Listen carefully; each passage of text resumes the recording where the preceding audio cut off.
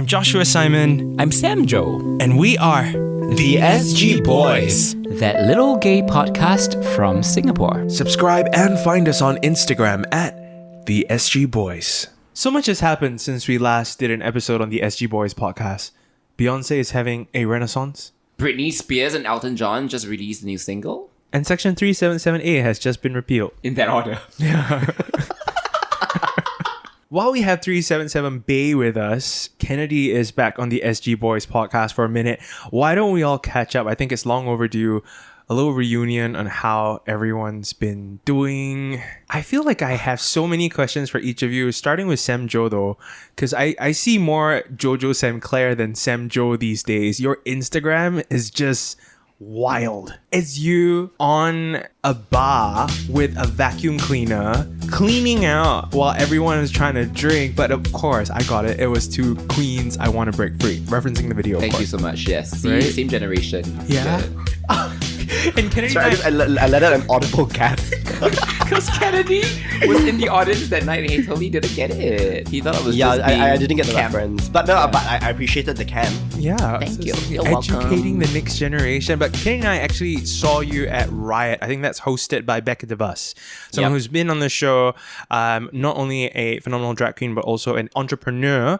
So She's go, a mogul. There you go. Go check her out on Instagram. We saw you, and there's a level of like, oh my gosh, we love you, Sam Joe, but we're also kind of nervous because we're your friend. We see you in drag. We hope that you're good. I'm rooting for you, but also because you're so new to drag, I don't know how you're gonna be on stage, right? Yeah. And you blew it out of the water. Yeah, okay, we can work on the makeup and the outfits, but like, Somehow that sounded really shady. It's like, It was a read. like you The remind me. library is officially open. I feel like I'm catching you at sort of that Shangela right at the start where there's a charm about you. Even though we can tweak all these things, we can polish it, but there's something in there that we're feeling that's like, oh my God, this is an energy, a force to be reckoned with. Because every set, like one time you dressed up as a tortoise. slow. Right, Yeah. to Kylie Minogue, slow. Yeah. So like you're not just lip syncing, it's a whole sort of performance art, and you tie in like tradition from Singapore as well. There was this sort of jealous wife. I think there's a storyline where she's putting a curse on this man who wronged her. And I'm like, watching this entire story from your performance and all your emotions, you try with every single set piece to do something different. Thank you. Yeah, I'm like appreciate a it. fan now of Jojo Sam Claire. Thank you. I've actually grown up a lot also ever since I started waiting to drag, and I feel very heartened to like have gotten to know more queens over the past few months who have shown a lot of love and support. A lot of them have been in the game for like the longest time. I will say we have a lot of talented queens. I'm not talking about myself. All these other people, please, if you have time and you're looking for something else to do on a Saturday night, go check out Riot at Hard Rock Cafe, for instance. There are many other drag shows and drag performances that are popping up at different parties, at different bars. Vanda, Miss Joakim, for instance, is doing a drag open mic every Sunday. So many opportunities to catch and support local drag talent. So please go out there, and it's always a riot. I mean, I used to think, all drag is just RuPaul's Drag Race, just because that's the most mainstream, right? But the first time I went to Riot and I saw you, I really was blown away by all the talent that everyone displayed. I think my personal favorite from Riot was Kak Nina Boo. hey Nina. Wait, was this the French number? She did a French number, but what impressed me the most was when she did a Bollywood version of Born This Way. Yeah. Oh, right. And she incorporated very strong Indian classical dance movements. Yes. And I just thought that was so beautiful, because sometimes people like to accuse us of being not Asian enough. Marrying those cultures together was like really, really beautiful. Yes. Like the movements were so powerful, but at the same time they were so elegant. And I mean, the humor in the name, it speaks for itself. Kak Nina Boo. Right? Yeah. By the way, Nina listens to our podcast. So hey Shout Nina. out. Yeah. Hey Nina, love you. And she's just a legend, lah. And I think when you see a drag queen performing on stage, like, it can seem very intimidating. Backstage, she's seriously one of the nicest, like, most giving people, not even just queens, like people I've ever known. And she's given me so much advice, and it's just like has such a maternal vibe about her, and I just love her. And I'm so glad that you brought her up, because like Yeah. she's amazing. To quote the Scarlet Witch, I'm not a monster. I'm a mother.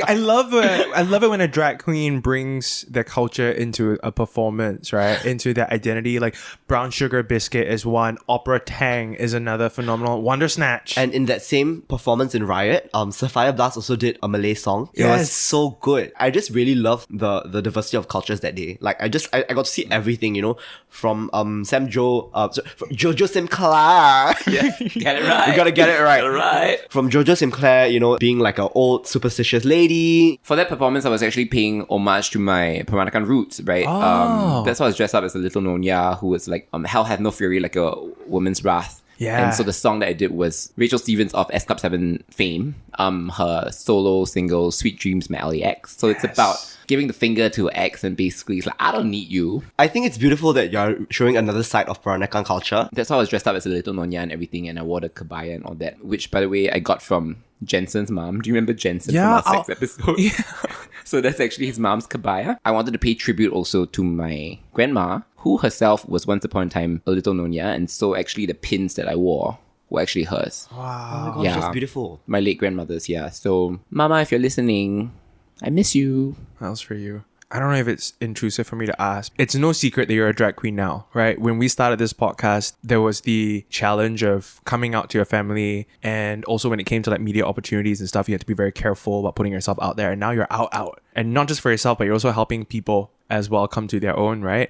I bet it's no surprise to your friends who've always seen this Semjo. Say your family? How's that been?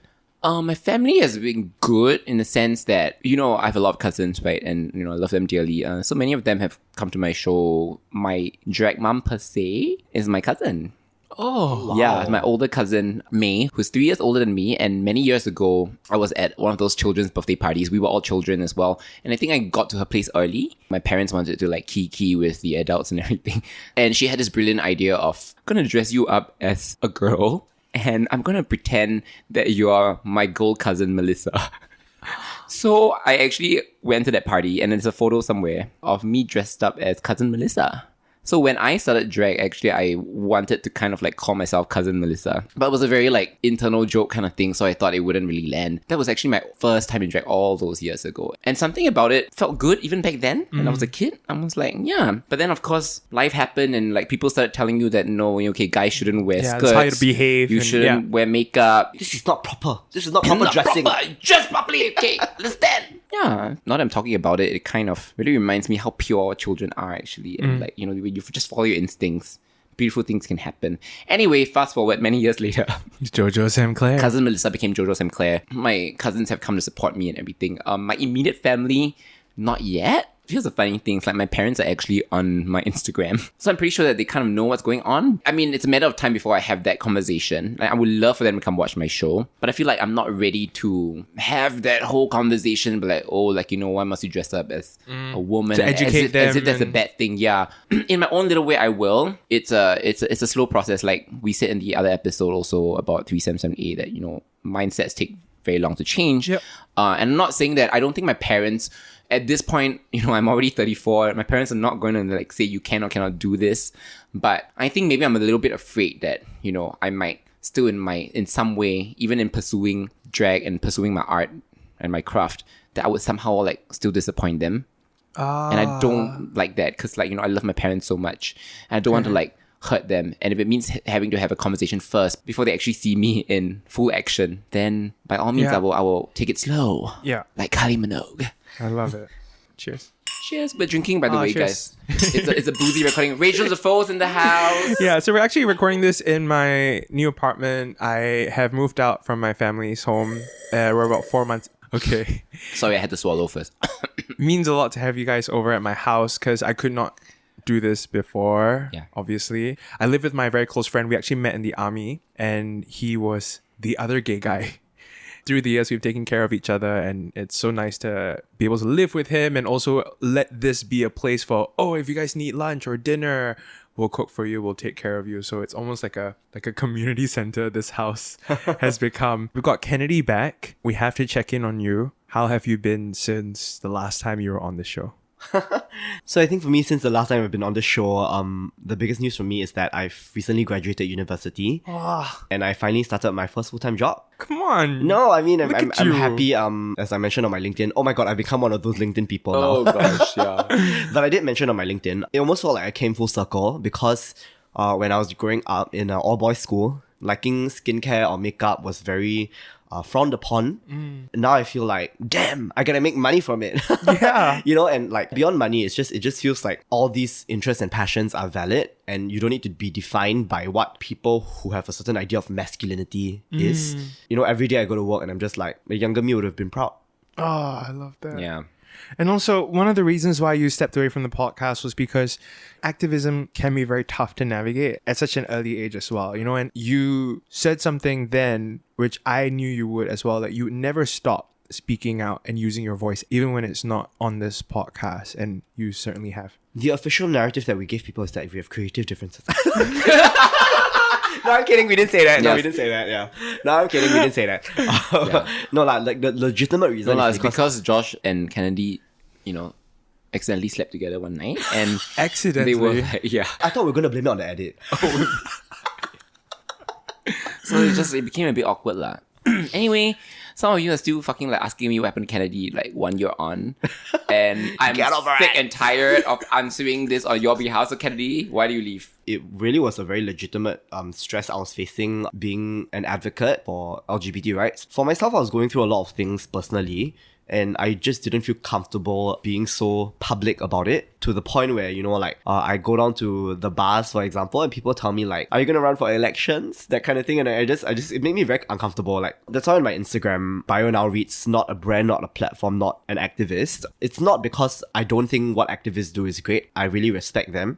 You know, on the day of the 377A repeal announcement, I shared a caption with my friend and we said, not an activist. But the disclaimer was that, not an activist only because you don't need that label to speak up for what you believe in as a Singaporean. Taking some time off the podcast was very valuable. It really allowed me to recenter where I lie on certain things. Oh, I'm going to graduate uni. What kind of job am I going to do? Am I going to go back to consumer goods? Or am I going to go to media? There were so many conversations I had with myself, and it was a very scary time. And I think that it was quite overwhelming in that period. And so that's why I had to leave. And it's not because of creative differences. And for people that confuse Samjo and Kennedy's voice for some reason, Yeah, so I was actually quite relieved that you left because so it's like, finally, ever since you left, I've been bumping you a lot, for better or for worse. I feel like would every see- time we come together, right, it's like there's a chemical reaction that's like quite unsavory for everyone else. Yes, it's a bit. Because people are like, Everyone else is who like- are these two like flaming queens, right? You know, because I mean, we're clearly not Joshua Steinman. So they're Wow. like, no, because we would literally like scream at each other, and like, you know, it'll be it at Rumors Beach Club, or it'll be like at, Yeah, literally on when New Road, I or- bumped to him, I would just scream, "You bitch!" yeah, queen, hey queen, Yeah. like, or something like, yeah. And it's always like fun, and I'm actually very thankful that, you know, out of this podcast, you know, I got to know not Yeah. just Josh also and Rachel. I mean, obviously this podcast is many things, but at the end of the day, I always say it's if not for the people, like, you know, why would I be doing this, right? And I really cherish our friendship. I was going to make a point and it's eluding me right now. It wasn't We're just to say, cooler. but since, just to set the record straight, there's one way to tell that I feel like we've addressed this before. There's one way to tell Kennedy's voice apart from mine. And it's that Kennedy has a lisp. And you know how people found out I had a list? It's for the most gay reason ever. You said something, right? Tits out for the Because boys. no. Because I sang the song by our queen Fergie, GLAMOROUS.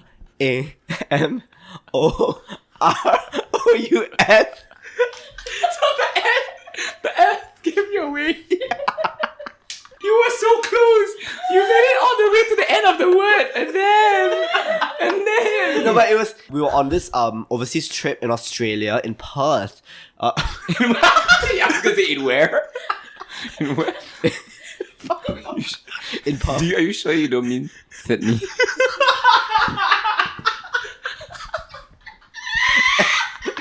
Or birthday?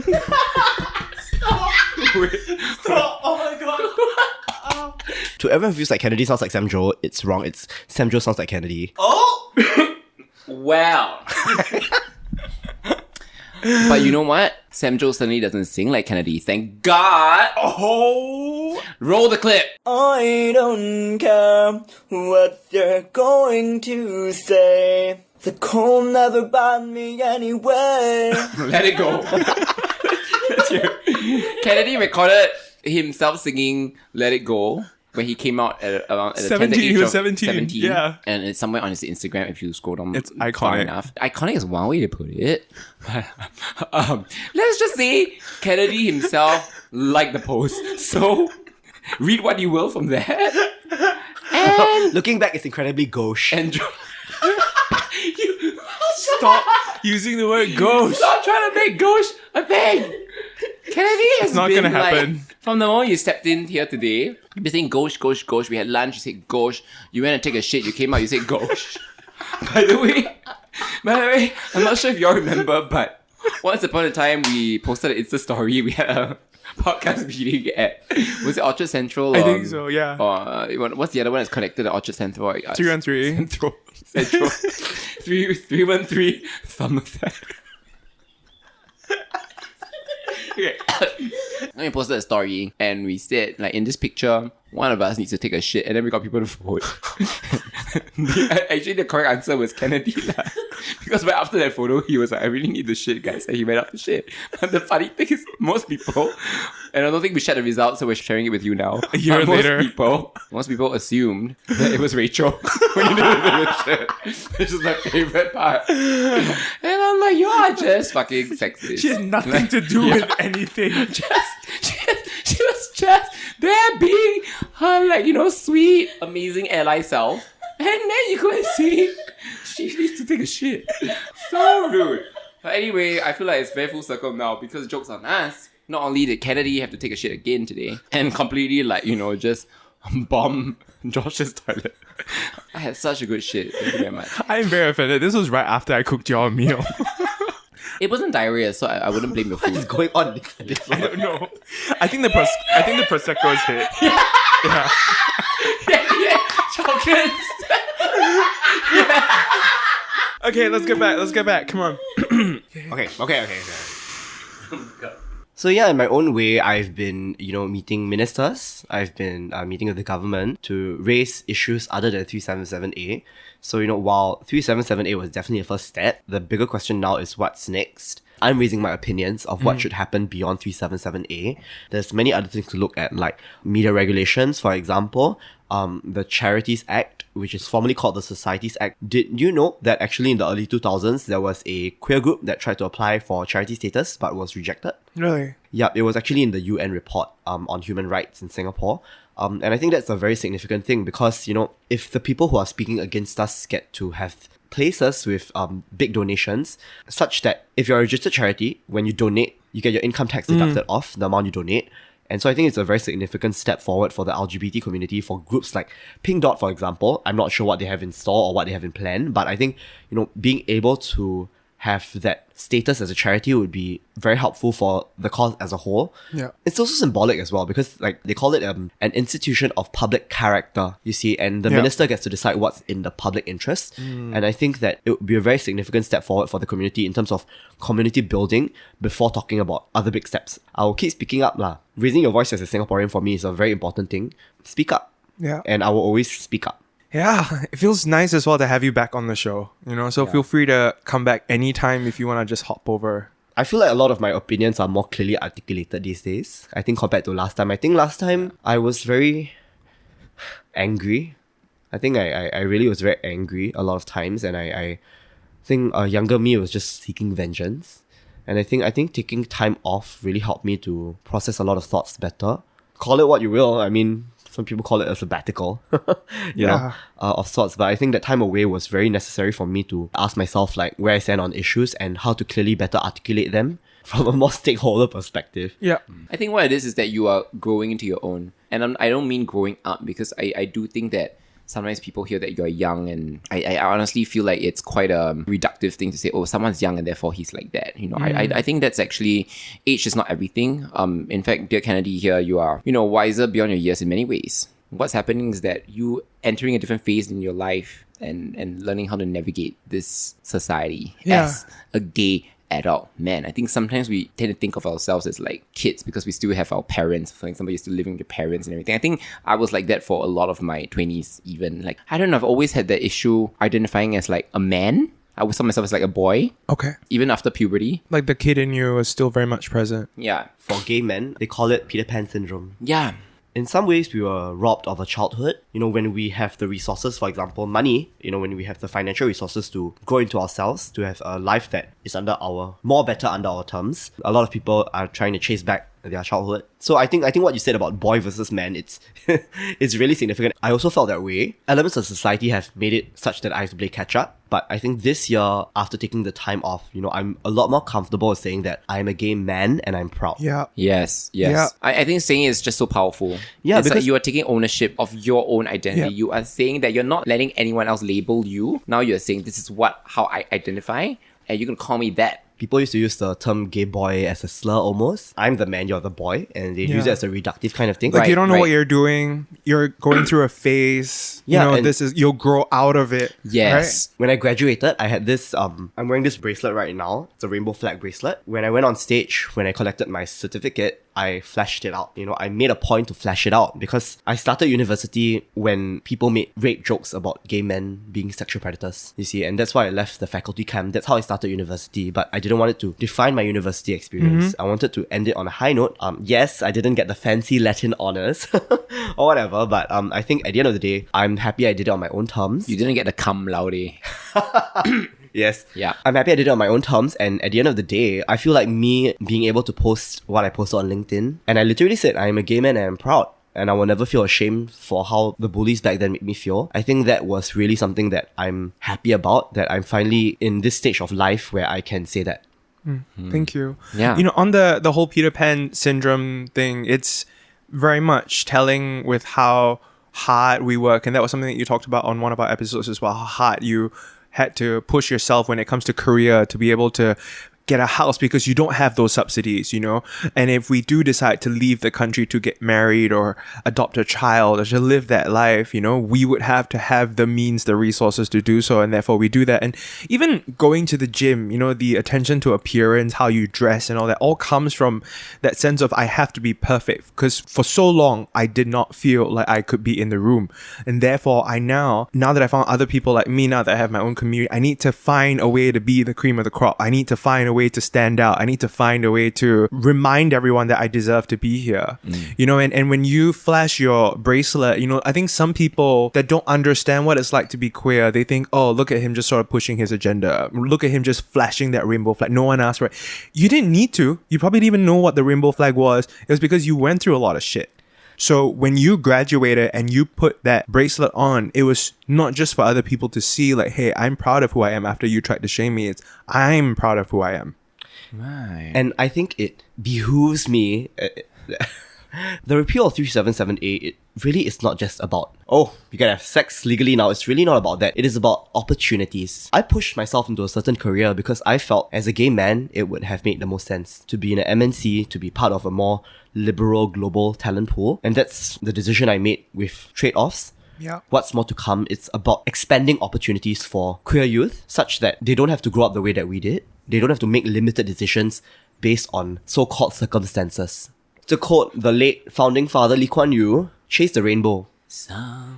No. Where? We don't have time for this. Let's turn to Joshua Simon right now. Yes. How you doing? I didn't know we were activists. So I think during this whole repeal, we have been referred to as Samjo activists, Kennedy activists. Like, we never set out to be activists. I thought this was going to be a podcast where we just talk about Britney Spears. Exactly. But somehow we just end up becoming that because with the cards that we're dealt with as queer people in Singapore, to even simply hold your partner's hand is political. To do so is a protest already in its own form. It's a protest against how a man should behave, what a couple is supposed to look like, what a family is supposed to look like, Asian values, because there's this belief that queer people or this sexuality is from the West. Yeah. It came from outsider influence, right? Naturally, this podcast, which began with, you know, we're just going to be ourselves, became a podcast where we can be activists, and we unfortunately have had to be activists. And so just a little thing to share, because I did share about how excited and happy I was to get in a relationship, and I am very much still very proud of our relationship. I am now unfortunately single. I'm in that period of the waves of all the emotions. Some days I'm angry, some days I'm sad. And the reason why, and I won't go too far into it, just out of respect to him as well, it had to do with this podcast. He's never felt comfortable with me being on this podcast. Really? Yeah. Even though, so like he got me this mic that I'm using right now. So that was sort of his way of saying, I am going to try though. He is still very much on his journey, coming into his sexuality and being comfortable with who he is. And it's his first relationship as well. So it's a lot for him to go for his first relationship into guy doing SG Boys podcast. Yeah, and Joshua Simon, no less. So it's been tough. And I did actually think, okay, maybe I could stop this whole activism thing. And I actually called Rachel and I told her about the situation. I was like, I don't know if I can continue with the podcast. I don't know if I should continue talking even about things, because it's also tough. I think people think it's easy to sort of just share an article, right? But to sort of even align yourself with what we're doing in the movement here, right? It can be really suffocating at times, even amongst queer people, where we're like, oh, we should do this to achieve this. And then another group will say, oh, no, but then you forgot about this other bit and you have to mention this other bit. So the technicalities of it can be very, very stressful when you try to please everyone and remind each other, okay, we're supposed to be doing good, no, but like, why are we so upset and angry at each other? I was a bit bogged down by that as well, similar to what Kennedy had felt. And I thought, okay, maybe I should just stop the podcast and maybe I'll just focus on other aspects of my life. I think I've done enough, right? And then there was a Friday where I was on radio and we were promoting a blood drive, and I realized I can't donate my blood, and I had to go down to the clinic and still host it. And then the person who was working at the clinic was like, can I hear from everyone why you're not donating your blood? And I just like walked away. I was just like, I can't do this. See, y'all don't want my blood lah. So for the people who don't know, Singapore still has a law that bans men who have sex with men from donating blood. So effectively, anyone who is gay cannot donate blood. By law, gay men cannot donate blood. And I was very triggered by that incident because I remember prior to the repeal, and hearing gay used on radio is very rare in Singapore. But the last time I heard the word gay was when it was on the news and it was played all over the radio station, all over the country, where a homosexual man is now arrested for donating blood that turned out to be HIV positive. The only time you hear the word homosexual on radio, when it's linked to this. So I was very, very affected by that. I did what I had to do and I walked away. And then I came back home, and then right after that, I was supposed to go do this panel at Homeground Asia, where I'm sat next to the double dads, Cameron and Andre. They've got a kid. And then there's two moms with a kid as well. And then there's Josh in the middle. So we were doing this and we're all talking about activism and the questions that were asked, like, oh, like, proud of y'all for raising your kids, tell us some of the challenges, what can we do to make life easier for you, and I just lost it. I was like, how dare you ask me how y'all should treat us better? The very fact that these two dads and two moms can sit here with a kid and smile after all the shit that they've gone through to be where they are right now, that one of these parents is not recognized as a parent, and you're smiling and asking us, like, how better can we treat y'all? Like, I should not be providing you with these answers. And I just completely lost it, right? And obviously that was not the intention of this publication by asking these questions. Like, I just kind of lost it at that point. I took it as, I don't think I can ever stop doing what I do. I just cannot. So I had a conversation with my partner and he completely understood, and we decided to end the relationship. We very much love and care for each other, and it was a very beautiful moment where we decided to let each other go. So right now we're kind of in a period where we're both healing. So that's where I am now. Speaking of healing, I also got a massive tattoo. I've decided to tattoo my entire chest and my torso, across my nipples as well. Everything is super painful. And in the tradition of Masked Singer, take it up, take it up. And that's or as Kennedy would say, tits out for the boys, tits out for the boys. And I'm doing this because I think I'm at that place right now at the age of 32 where I really just want to take charge of my body, but also not care about it so much because it's just a body, because our bodies have been policed so much. So far I've had tattoos of like cute little things, like, oh, my favorite film, I've got this drawing here and there, but this one, it's an armor that's also designed to be like a Rorschach. And a Rorschach is a German psychological test where, you know, it's always like, what do you see? Do you see an angel? Do you see a bat? Do you see a demon? My body has been that way, and I want my body to be that way. I want that to be my armor. My body's whatever you want it to be, you know? So it's going to hurt. I've gone for the first session so far, so it's just the outline, and then everything is going to be inked up. We're going to add a lot of details, some scratches, you know, some spider web around. So it's going to be quite an elaborate piece that I'm just doing to sort of mark my Metamorphosis era that I've entered. Right. Welcome. Hilary Duff. And I was just going to say, because as we're recording this episode, it started raining outside. Let the rain fall.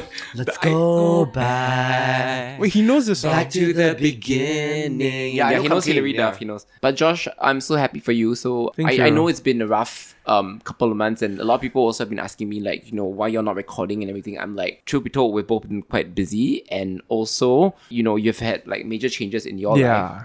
So have I, and I know that you also started. By the way, congratulations on your morning show. Thank you. Yeah. So I host a morning show now. Yeah. I wake up at 4 and I sleep at 9:30 p.m. And we usually would record our episodes at night. So there's still that conversation of how we're going to make this podcast work. But we care deeply about this podcast, and we know many of you do as well. It plays a role in queer culture, at least in Singapore, and also actually around the world. Like, we've been getting like all these like notifications that people are listening from Cambodia, from Argentina, from Brazil. Australians are listening to our podcast as well. Right. Maybe there are Singaporeans who left Singapore, Yes. you know? I know some friends who are like that. Like, Exactly. who live in Adelaide, for instance, and really miss that little piece of home, and and they get a little bit homesick, and to hear our Singaporean accents, I mean, it's a very, you know, it's Singapore when you hear it, right? So if it makes you feel more at home, then just so you know, we're here for y'all as well, and this is as much your podcast as it is ours. Yes. If you we've always been very receptive to ideas, you know. If you think that you want to come on a podcast, or you feel like you have a story to share, you feel like someone else has a story, please let us know. Absolutely. Just DM us, right? Hit us up on our Instagram page at the SG Boys. We're going to do our best to keep this podcast going. We hope you understand if it may take a little bit longer for an episode to drop. We hope that we'll get Kennede on more often, because I think in this episode and the previous episode with the return of Kennede, I think it's very clear the contribution that he brings, not just to this podcast, but to where we are right now in Singapore. I'm Joshua Simon. I'm Sam Joe. And we are The SG Boys. That little gay podcast from Singapore. Subscribe and find us on Instagram at The SG Boys. The beliefs, views, and opinions expressed on this podcast are attributable to its hosts only and are not intended to malign any religion, ethnic group, organization, company, or individual.